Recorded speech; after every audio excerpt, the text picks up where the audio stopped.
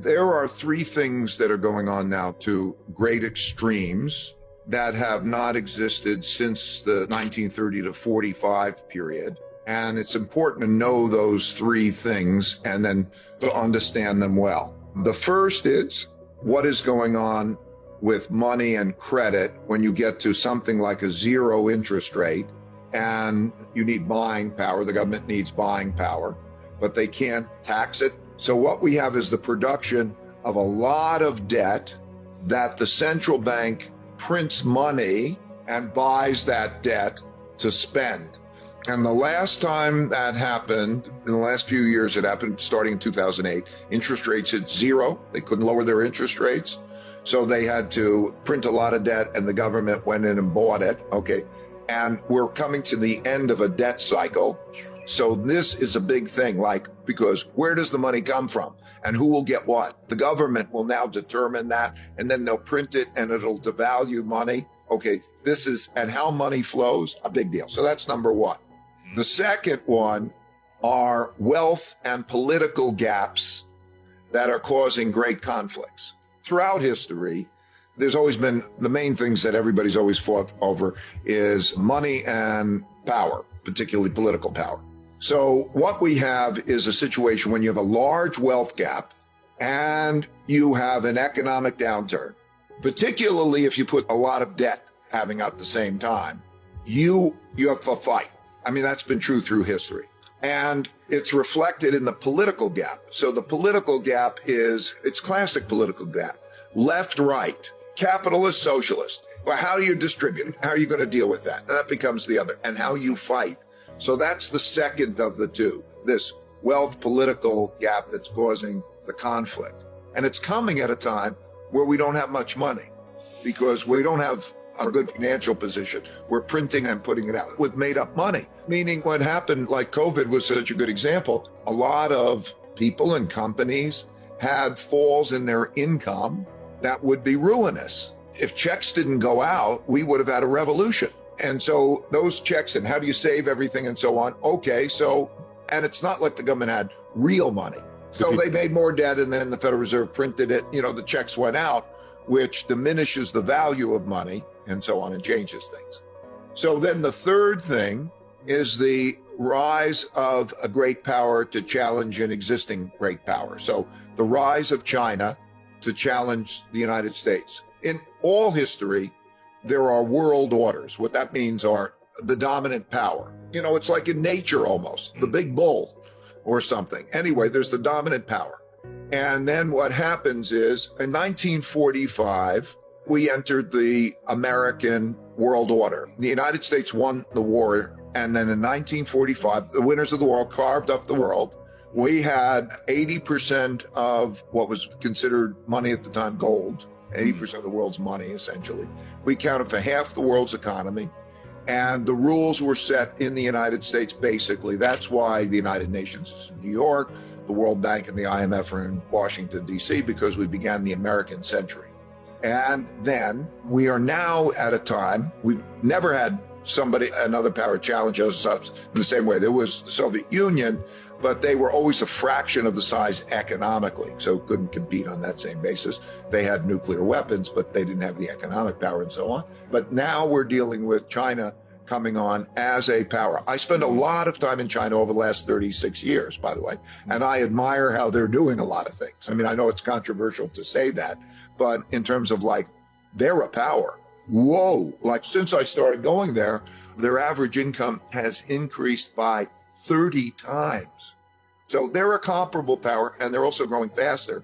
And so that has an effect. So those three things are things that never happened in my lifetime before, but happened before in history, which led me to do the studies of what happened in history and the lessons I could gain. It affects everybody, it affects, we know, let's start with ourselves.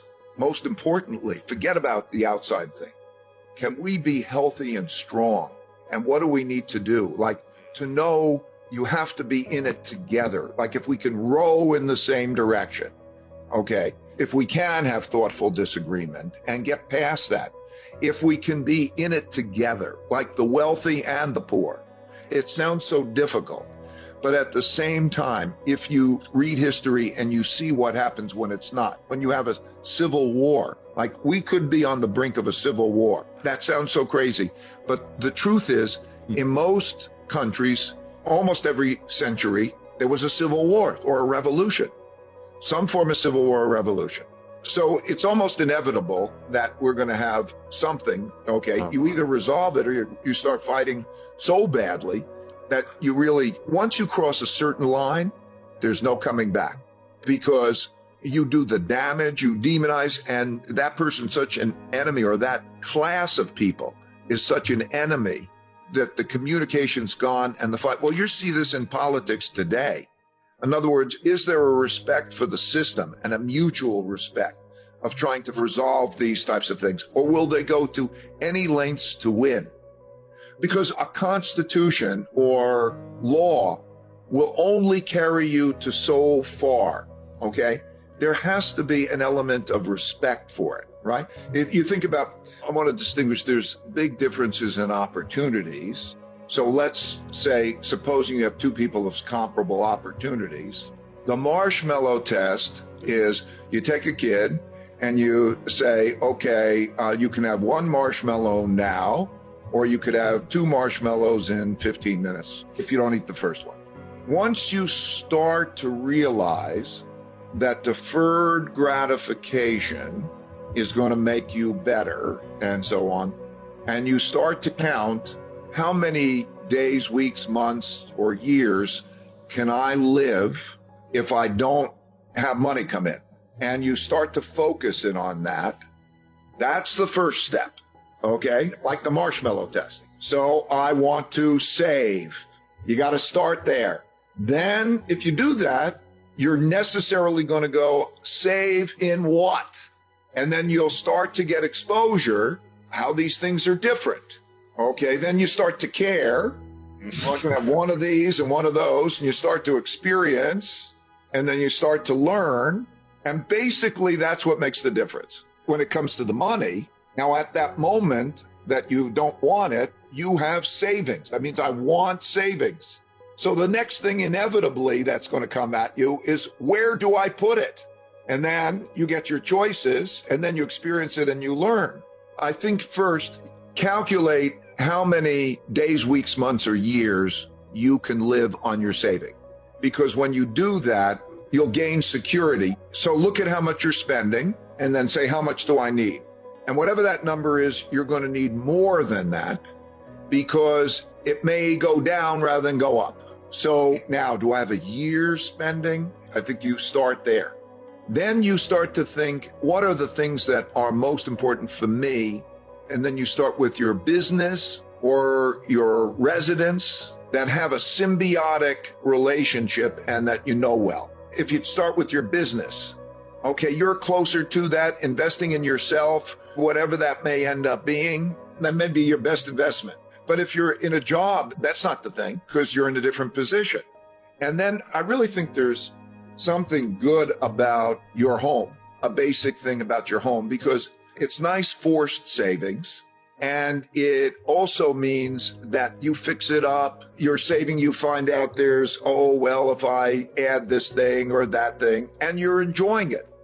So when you're enjoying it and you're controlling it and it's yours and so on, that's pretty good. You know, if they keep mortgage tax deductions and so on, you know, there might be some benefits to it also. Okay. But that's not a black and white answer. You know, so you could take a sharp pencil and say, is it better to rent or buy? Okay, that's a different question. But by and large, am I going to move? You know, all of those other questions. So when you start with, okay, what is it that's close to home? And how much? You need a certain amount that's liquid. In other words, you got it in your house, you got to make a mortgage payment or something, and all of a sudden, you know, it's not liquid and you lose your job. Well, that can cause you trouble. So how much do I have that's liquid? How much do I have that's not liquid? Okay, and you start to get those things right. Pretty soon, you're getting yourself in good shape. And then you're also having some experiences, and then you go beyond that. So you start to, okay, what's a stock? What's a bond? And then, you know, you learn through experiences. I learned through my experiences. I started when I was a kid, 12. I used to caddy, and I took my caddying money and I put it in the stock market. And I was lucky. What happened to me, by the way, is I took my caddying money and I bought the only company that I ever heard of that was selling for less than $5 a share. And I was really dumb. I thought I'll buy more shares, so if it goes up, I'll make more money. And it was the only company. It was a company that was about to go broke, but some other company acquired it and it tripled. And I thought, this is an easy game. And I like it, easy money. But you experiment and you learn. You earn $100 and you spend $105, that's misery. If you earn $100 and you spend $95, you'll have a good life. Basically, I know so many people who don't earn much, but are there. Because if you start to think about what it is that it costs you to live in terms of, let's say, the basics, give me a sleeping, give me the food, let me be educated, and so on and so forth. I think most people can get themselves in a position where they're net positive. So if you can be net positive and you could do that, that's number one. Then I guess it was the list that we went through. The second is, what do you do next in terms of what do you need? What do you invest in? And then avoid the following mistake, the most common mistake of investing, thinking that the investment that did good is a good investment. People rather more expensive. The things quite often, those markets that did really, really well became more expensive, and everybody, smart money is all the time comparing them and competing. So what happens is the naive money buys the thing that was hot or is hot. The thing that has been terrible, which might be the thing that's beaten down. So I would say also an important element, diversify.